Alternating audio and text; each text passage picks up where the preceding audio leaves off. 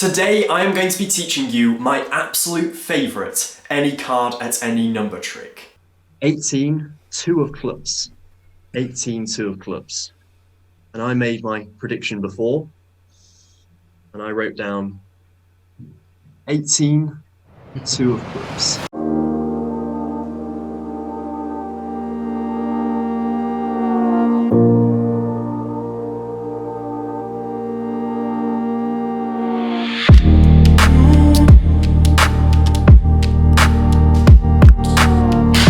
We are going to kick things off with a performance.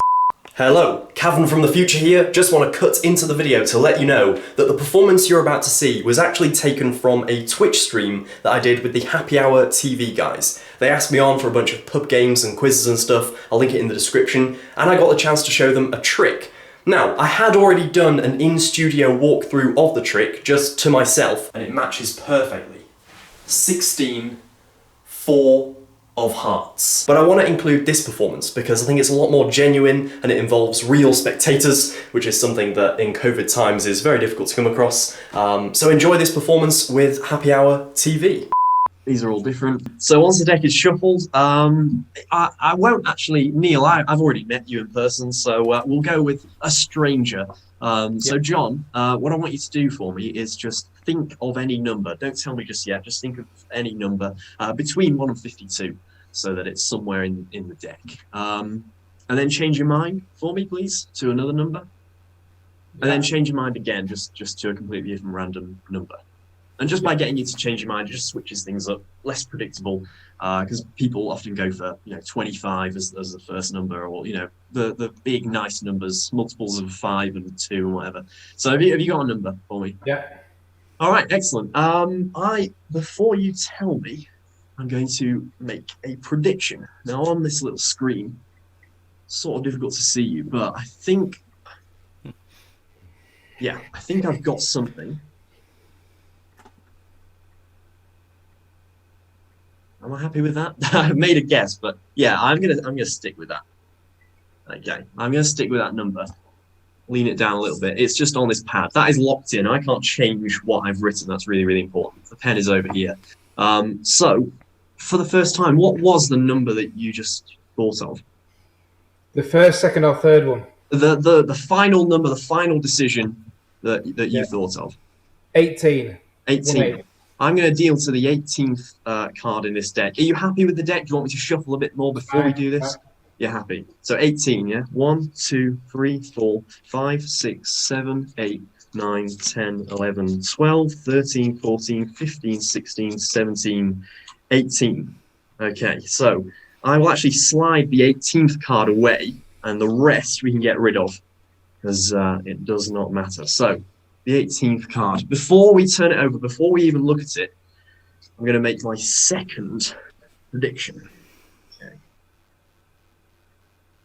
And excuse my handwriting. Okay, I've written something. Whew, I'm a bit nervous. Hopefully this works. Now I have locked in my prediction again. The pen is away. I can't change anything that's happened. You randomly said 18. If you were here in the room, you could have even shuffled. You could have changed your mind, whatever. Let's look at the card for the first time. 18, 2 of clubs. 18, 2 of clubs. And I made my prediction before. And I wrote down 18, 2 of clubs. Bloody hell, fire. Well done. There we have a little trick. Well done, Cavan. Very good. Very good. Brilliant work. Thank you very much. Get it wrong. Excellent. Absolutely brilliant. Good job, Cavan. So I love this trick. I don't think it's any surprise that I absolutely love this trick. First of all, I love any trick where the spectator has a souvenir, and in this case, it's the perfect souvenir. It says exactly what happened in the trick, 16, 4 of hearts, and yet it's a physical reminder of that impossible memory, and I love that. I think magic is all about creating memories, and if you can keep that memory as a physical thing, then perfect. So that is one really good reason, and another is it feels like a really hands-off, fair way of doing this trick. So, there is one thing you need to know. First of all, the deck is marked, and I don't think that that is something that should put you off from this at all. I know a lot of people carry marked decks anyway. There are so many marked decks available on the market now, so that is one thing that you will need to do this trick. And the marked deck I always recommend is Marksman deck by Luke Jamay. There are so many reasons that that is good, so many things that this deck does that others can't. So that's the deck I use, but any marked deck will work, as long as it does number and suit, obviously. And this is the trick. I mean, it's really, really simple. Once you've got this marked deck, doesn't need to be in any specific order, the spectator shuffles, and as they shuffle, you explain that you want them to think of a number. I like doing this. I do this in a few different ACAANs. This is the one that I mainly perform because it's so practical and it can be done in so many different ways and so many situations. So when I do this, I say, as you're shuffling, think of a number. If I just get another blank business card, you at this point are going to make your prediction, your first prediction. This is what I actually write, because obviously at this point, I don't know what the number is going to be, and so this is what I've written. I've not written anything, I just mime. What I'm doing is just slightly extending my middle finger forwards so that there's just the smallest, I mean you can't even hear that on camera, just the smallest little scratching. And it just, to them, looks like I'm just writing something down. So I just write down, and then I set it down and I say, I'm not gonna change that prediction. And I recap the pen, I place it down, I do all these actions as if I've actually written something. I can even, you can go one step further and blow the ink and dry it just a little bit. Just a little convincer. Don't overdo it, because if you overdo it, then you're signifying to your audience that something's wrong and you've not actually written something. So in a way, the less you do, the more impressive, or the more effective, it is. So you're not going to write anything at this point.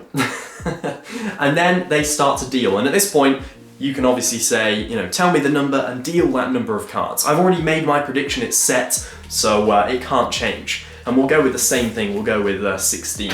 So they deal 16. 1, 2, 3, 4, 5, 6, 7, 8, 9, 10, 11, 12, 13, 14, 15, 16. And you can take the rest of the cards and put them away, that really doesn't affect the trick. And then you can slide this card over and take the other cards out of the picture. And then you say, before we take a look at this card or turn it over, I'm going to make my second prediction. Now at this point, as you have the business card in your hand, you now need to get both pieces of information. So the first bit of information, we already know the number is 16. So how are we going to know the card? Well, the deck is marked, so we're going to read the markings. So now, in my example here, I know from looking at this card that the face down card is the 5 of spades. I have now got that information, and I've got all the information I need from reading the marking and from the number before. So when it comes to making my second prediction, I'm actually going to make all of the predictions all at once. So if I show you what I would write in this situation, it would look like this.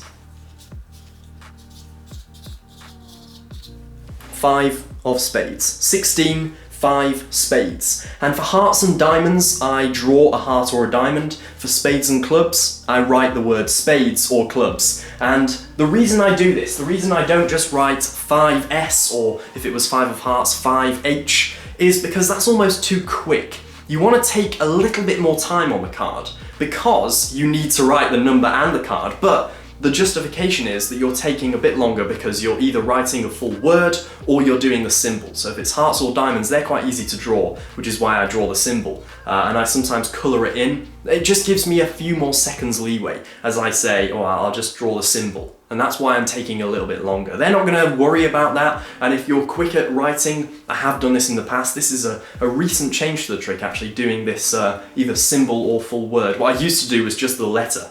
I used to just do that. But now I like to take just an extra second or two. It doesn't take too long, it will feel like ages for you, but in reality it won't be, and it won't be a moment that the spectator worries about, what are you writing? If you just explain what you're writing, they'll believe you, because in a minute they're gonna see it. And before, they won't think that you've not written anything. The whole idea of not writing something and then writing two things is a really good deception, and it's a sort of play on the one ahead principle, which is something I again really like in mentalism, but here it's being used to make two predictions in one. And that second prediction, because of the marked deck as well, because of all of these different deceptions sort of coming together in this one trick, it makes it quite hard to unravel for, you know, not just spectators but magicians as well. And once the prediction is done, you turn it face down, you put the pen on top and you say, I am not going to touch my prediction of the card or the number. And then they turn everything over. And again, it's so hands-off. You don't touch the deck throughout the whole thing. They can even take the cards out the box. And yeah, you end up with a really nice miracle and a little souvenir for the spectator, which I think is so important. Always give this to the spectator because you don't need it, and also it will give them something really, really special to go away from the performance with. So there we have ACAAN prediction. I really hope you enjoy this trick. Take care of it, practice it, and yeah, practice that double writing especially. That is the one thing you're really going to need to practice. But other than that, have fun with the trick, and I hope you enjoyed this tutorial. And if you did, make sure to click the thumbs up button down below. That really helps me out. And you can also subscribe and join me in the studio again for more tutorials. I'm going to teach a bunch of stuff on YouTube that I'm really, really excited about. So you won't want to miss that. Make sure to subscribe. And if you really enjoyed this tutorial and you want to see more stuff from me, then you can head over to my Patreon page. There's a link in the description and in the pinned comments. Starting at just $5 a month, you can get access to more than 70 tutorials, videos, vlogs, lectures. My magic books are up there, all of my different magic products. There's a bunch of stuff starting at $5 a month, so feel free to check that out and join my little growing community over on Patreon. So thanks for watching, I think that's everything, and I will catch you very soon. I think you're gonna have to be, or you're gonna have to go.